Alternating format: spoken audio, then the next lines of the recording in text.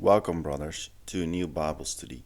I'm glad you're joining, and today we continue in 1 John 3, verse 11. This is the message you heard from the beginning. We should love one another. As we have seen, John develops themes using a circular method to help his readers understand the true significance of the words he uses by comparing them with their opposites: light versus darkness, truth versus falsehood, and life versus death. This verse opens a paragraph defining love by beginning with the reminder that we should love one another. Then John goes on to illustrate the life of hate before coming back to define love. And in this verse, the beginning likely refers to when his readers first heard the gospel message. John 13, verse 34 and 35 offers the first time Jesus made this statement: "A new commandment I give to you, that you love one another, just as I have loved you. You also are to love one another. By this all people will know that you are my disciples, if you have love for one another."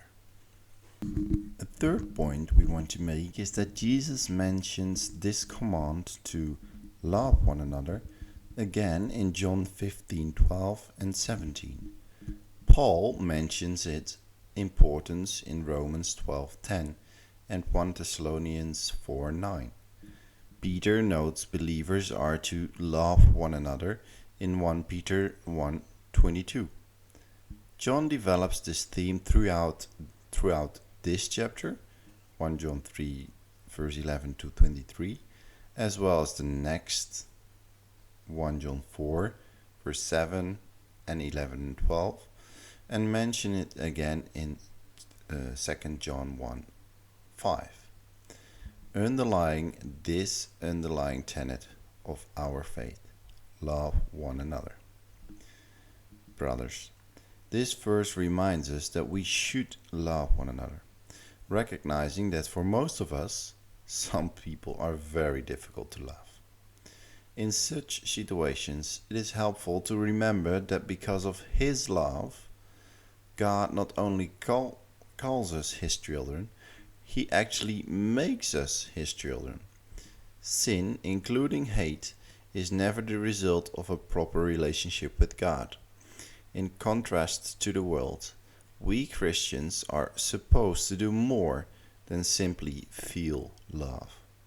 We are to act on it as well.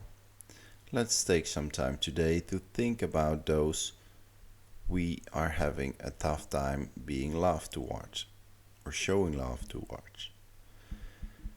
Now,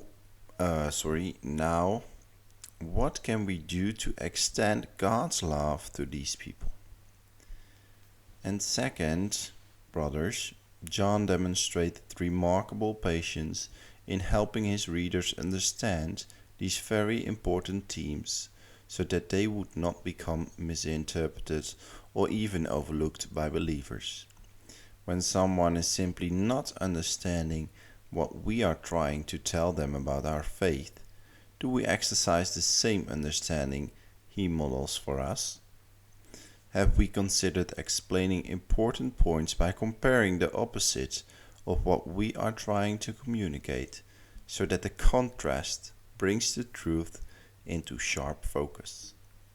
And this is not only for our faith, but you can also practice it on your work or in every situation when you have a discussion or when you have a conversation with someone.